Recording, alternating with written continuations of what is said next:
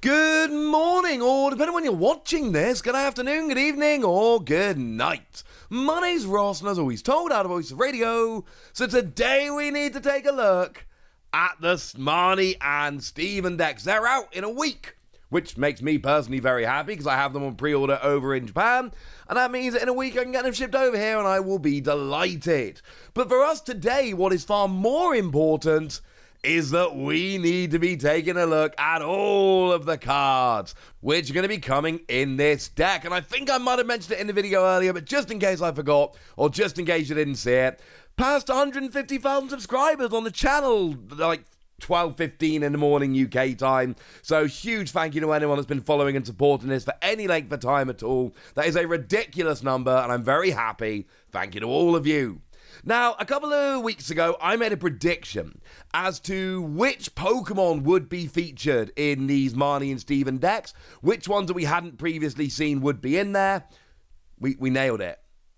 Completely and utterly nailed it. Now, when it comes to Marnie, I told you there were going to be 2 out of 3. We are getting Liepard and Scrafty.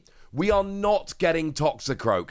I want to say that I was clear enough in my prediction. There is a chance I actually wasn't, in which case, sorry about that. Although I was always in my head, I didn't think it was going to be Toxicroak. That seemed too out of there. Yes, that does mean we get a Purloin for Marnie, in addition to the Purloin we've already got for N. Yeah. Sorry about that. Apparently, Purloin's the winner.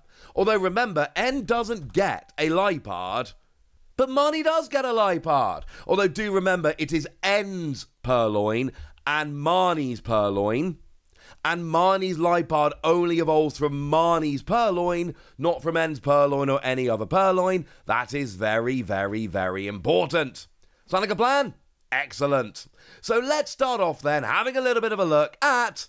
Might as well start off with Marnie's Liepard, honestly, since we're already there.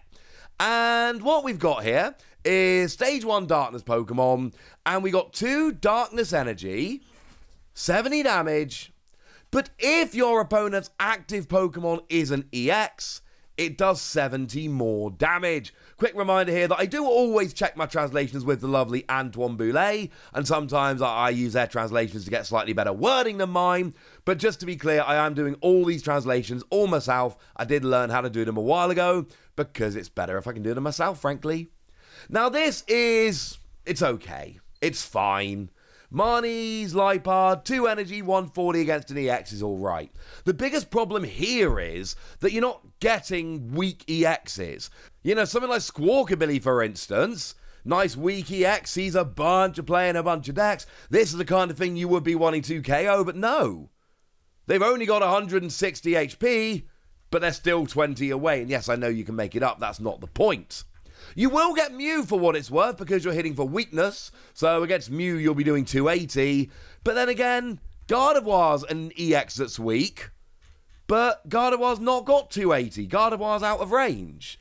So the damage output to me here is still too low. I'm not a huge fan of the damage output. Gardevoir is surviving with 30 HP even though you're hitting for weakness. This makes me a little bit sad.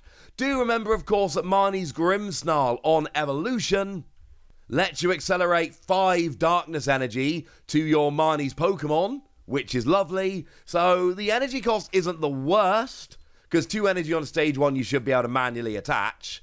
And then once you've got the first one rolling, you should be in position to get a Grimmsnarl. But it's just a little bit...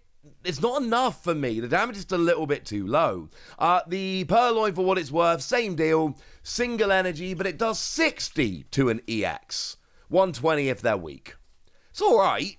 Like turn 1, going second, getting a bit of damage on the board, it's fine, but it's not particularly good. And I told you the other day that Morpeko is a decent enough attacker, but with 70 HP and needing a lot of energy, it's not really good enough. And I told you Grimmsnarl wasn't really a good enough attacker. I told you we needed a good enough attacker, and I think Liepard situationally can be, but I don't think it is all the time. So what about Scrafty? Can Scrafty save us?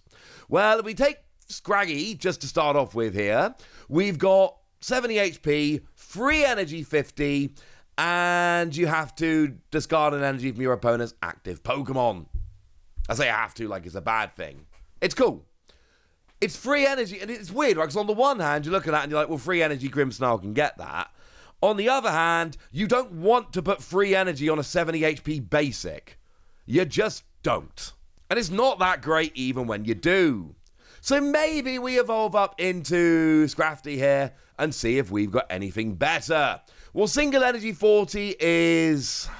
If you're playing Pokemon TCG Pocket and you're going first, actually really good, but we're not. So free energy, 160, and it also does 30 to itself. This will, for what it's worth, get a one-hit KO on a Gardevoir. Perfectly.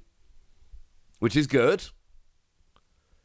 But the Marnie, all the Marnie Pokemon here, my impression of them is essentially, yes, I know Grimmsnarl accelerates energy and that's adorable, but actually, I'm not a fan of any of these attacks. I don't think any of these Marnie Pokemon are good enough at attacking, and that's an issue for me, frankly. It's a pretty big issue for me. I love the deck. I've obviously already picked up the deck, and with it being sold out nice and quickly, there is an argument that if the deck was too good, and people needed, a couple versions to get playsets of everything, and that could be a huge issue for the competitive scene. But as it stands, I'm not seeing anything in the Marnie deck that I particularly want to attack with. And that makes me a little bit sad. So how about we move on and have a chat about Steven instead? And Steven, there was no controversy. I told you it was going to be Claydol Skarmory.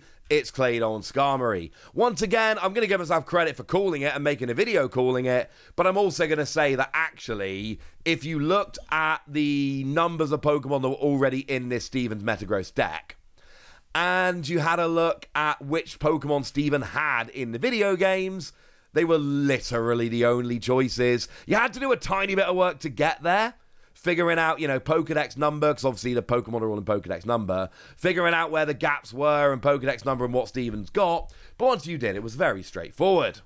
But are they any good? Well, remember that Steven's Metagross has an ability that accelerates one Psychic and one Metal Energy during your turn to your Psychic or Metal Pokemon. Okay, this is good. And it's every turn, unlike the only when you evolve of Grimmsnarl. So, are we attacking with these? Well, Skarmory, 2 energy, 30, don't love it. It's fine if you're hitting for weakness, I suppose, but that's about it. But then we got free energy, and it does 50 to 2 of your opponent's Pokemon. Choose 2 of your opponent's Pokemon, this attack does 50 to each of them, and obviously you don't apply weakness and resistance to bench Pokemon. It's alright. It's really good if your opponent's got a bunch of weak bench Pokemon. It's really good if you're trying to soften some stuff up for the future. It's not a use it every turn, win the game kind of attack, but it is quite nice for softening up. So what about Claydol? Well, we do actually have a Baltoy here as well, which got a decent little attack, single colourless energy, and you search your deck for 2 basic Steven's Pokemon and put them onto your bench. The single energy 20 I like less. But as for your Claydol here, we've got single energy, 20 damage, plus confusion. Don't love it. Do like confusion. Confusion is pretty good. Make your opponent flip if they're going to be trying to attack and all of that. Not too shabby. It's not perfect by any stretch of the imagination, but it's nice to buy yourself a little bit of time if you've not got much going on, if your opponent's not got very much. This is not terrible. But I do like the second attack here. Free energy, 220, and you have to discard all energy from this Pokemon. So you can't even, just pile energy on, discard free, but keep some. Nope. It is all energy from this Pokemon. But the thing is, if you've got Metagross in play, and it is a big if you've got Metagross in play, then you deal 220, discard all the energy, but Metagross accelerates a Psychic and a Metal, which will satisfy the colourless cost in Claydol. Then you attach a Psychic from your hand, and oh look, now you're going. You're good. You're off and rolling. I like this. It's not quite enough damage, if I'm honest with you. I'd like more damage. You're going to get a bunch of basic EXs, but there are a bunch of 230 HP EXs around. But just 220 every turn from a stage 1 single prize Pokemon. Bearing in mind, you can also then be using Skarmory to soften things up on the bench before you come active. This is pretty good. And don't forget that your Carbink says that you take 30 less damage from attacks. although it doesn't stack, it's only once. But then we've also got the Granite Cave Stadium, which says that all Steven's Pokemon take 30 less damage from attacks. So Claydore's got 120 HP, but it's taking 60 less damage from attacks. There's something here. The Marnie's deck, I just don't think there is a good enough attacker in that deck. Feel free to argue with me in the comment section. But the Steven deck, I don't know. Like, I'm not going to sit here and claim it's the very best deck and is going to crush the metagame or anything like that. And you are still relying on your Stage 2 Metagross. But minus 60 from attacks while you're sitting there hitting 220 with Claydol. And you can tech in any other Psychic or Metal Pokemon. Because that's the thing. Marnie's Grimmsnarl only accelerates energy to Marnie's Pokemon. So you're pretty much locked into playing Marnie's Pokemon. Whereas Metagross accelerates energy to any Psychic or Metal Pokemon. They don't have to be Steven's Pokemon, although it's only the Steven's Pokemon to get the minus damage. That's pretty good. I don't think the Marnie deck is going anywhere. Feel free to argue with me in the comment section. But this Steven's deck, I'm telling you, ladies and gentlemen, there might be something here, and this makes me very, very happy. But I've told you about it now, so now it's over to you guys. Tell me what you think about these decks. Tell me if you think Marnie is better than I'm giving it credit for. Tell me if you think Steven could be amazing. Go nuts in the comment section, but be nice. And then make sure you like this video, subscribe to this channel, follow me on Twitter at @TheWasi. That's where we talk about Pokemon and a whole bunch of other card games. And please do consider checking out patreon.com/PTCG Radio, where you can support the channel, get some bonus podcasts and all kinds of fun things. And get shoutouts on the channel like the lovely Kanto Royalty, who's been a supporter of ours for a while now and is a very lovely person. So shout out to them for the support and the loveliness. But by far the most important thing as always, look after yourselves till next time, would ya?